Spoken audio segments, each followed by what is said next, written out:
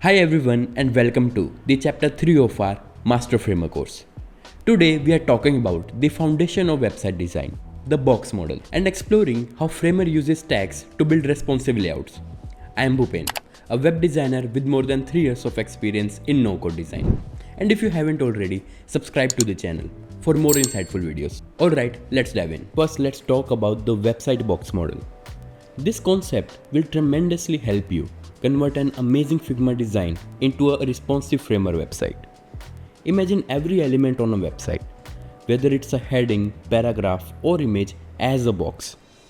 Let's understand this with an example. Pick any element from a website, like the heading of the hero section. This heading is inside a box. Think of it as a stack in Framer. That box is contained within a larger box, which spans the center of the page. Inside that larger box, there are even more boxes holding other elements. And that larger box is itself inside an even bigger box, which represents the hero section. Finally, the hero section is part of the biggest box, the entire web page. This concept is incredibly useful when converting your Figma design into a Framer website. You can visualize any website you see as a collection of boxes. Try it yourself. Open your favorite website and imagine it in boxes. Now let's move on to the concept of frames and stacks. The boxes that we talked about earlier, how can we create them? The answer is frames. You can create a frame using the keyboard shortcut F. Or you can create a frame using the icon on the toolbar. Or you can use the quick actions bar to create a frame. Although I encourage you to remember its keyboard shortcut. Moving on. Frame can be freely moved and positioned on the canvas. Here you can adjust its position. Take a closer look. As we place a frame on canvas, its position is stick to that point on the canvas. Let me show you. See how the frame is not adjusting to the width of the web page. This means using a frame is not the best option for the responsiveness of the website. So the question here is, how do we make these frames responsive? The answer is stacks. Stacks are basically the frames, but they have a layout property in them. They incorporate auto layout properties that automatically adjust spacing and alignment for a responsive design. To convert a frame to stack, just click on the layout tab on the right sidebar, and you can choose the stack to be horizontal or vertical. Stacks arrange the child layer in either a horizontal row or in a vertical column. That's why they are called horizontal and vertical stacks. As I try to move a child layer, it snaps back to its place. We can change the order of them using the layers panel or by just dragging them. You might be wondering why this is happening. It is because of relative positioning. Relative positioning in Framer means that an element's position is determined based on its normal flow within its parent container. Instead of being fixed to an exact spot on canvas, a relatively positioned element will shift naturally as other elements change size or position. This means that a relatively positioned element respects the available space and the space occupied by its siblings layer. This makes it easier to maintain a responsive design because the element adapts to its overall layout, keeping your design balanced even when the screen size or the content changes. Now you might be wondering why stacks are such a big deal. Try to observe the websites you visit every day and give this a thought.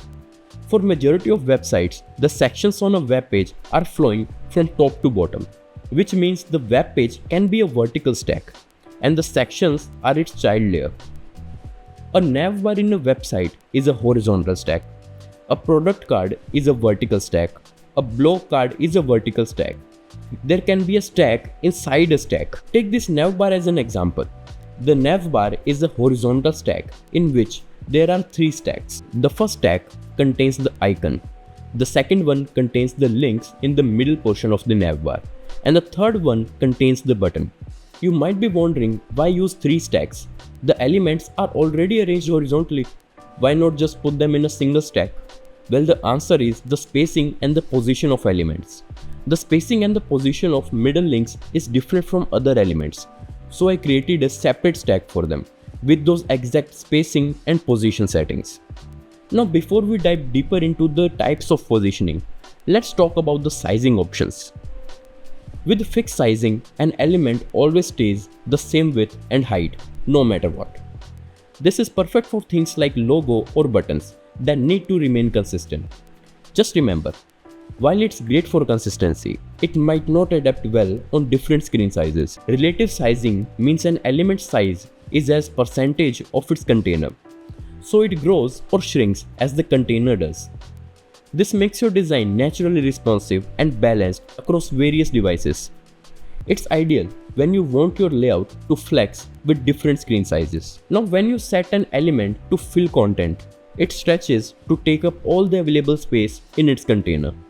This option works great for things like banners or background images that need to cover an entire area. Fit content lets an element adjust its size based on the content inside it. Imagine a button that automatically becomes just wide enough for its text. That's fit content in action. It keeps your design neat and avoids unnecessary empty spaces. Now that we have covered how different elements adjust their size with options like fixed, relative, fill, and fit content, let's talk about setting the limits on these sizes. Maximum width sets the upper limit of how wide an element can grow, ensuring it doesn't stretch too far on large screens.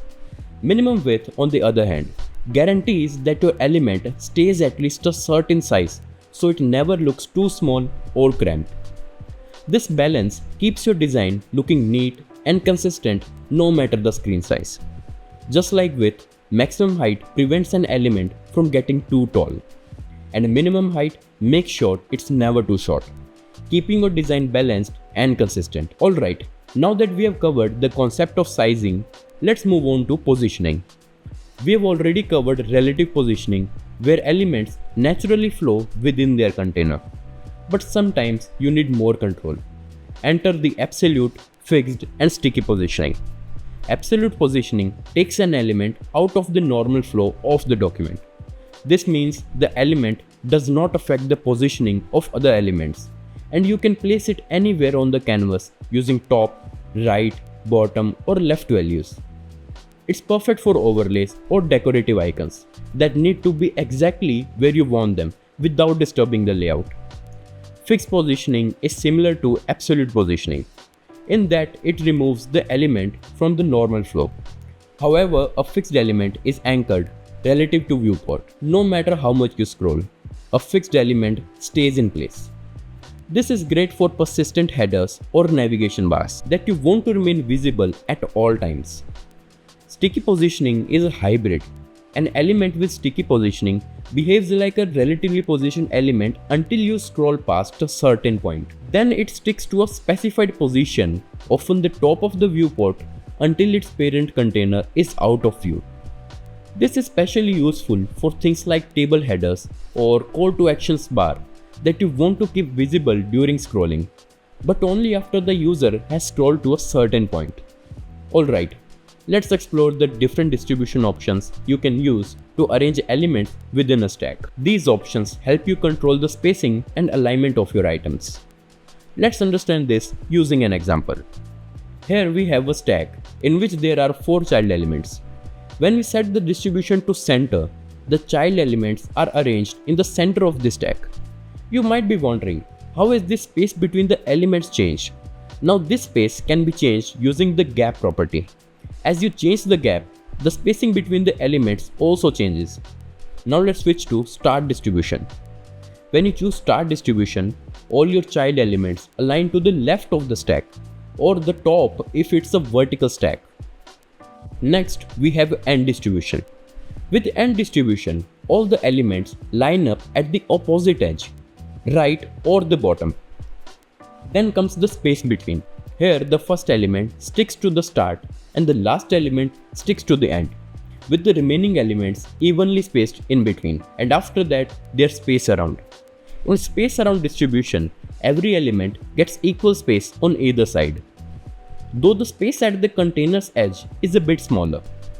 This creates a balanced look that gives a little extra breathing room to each element. Finally, we have space evenly. With space evenly, every element gets exactly the same amount of space. including at the edges of the container. This option ensures a uniform, orderly layout where every element has equal prominence. Let's look at a very important property, which is padding. Using the padding feature, you can adjust the space between the child elements and the border of the stack. You can adjust the overall padding of the stack, or you can adjust the padding from each side of the stack. So as we adjust padding, notice how it creates that perfect balance, giving your content the room it needs while keeping your layout tight and organized. Experiment with different padding values to see how even small changes can make a big difference in your design's overall feel. Remember, the key to a great layout is finding the right balance between the spacing, alignment, and structure. With distribution and padding working together, you're well on your way to creating responsive, eye-catching designs in Framer. That's a comprehensive walkthrough of box model, frames, and stacks in Framer. In the next video, we'll dive into mastering components and their variants. If you found this video helpful, hit the like button, subscribe, and share this video with your friends so you don't miss the next chapter in our Master Framer course. Leave any questions in the comments and I'll see you in chapter 4.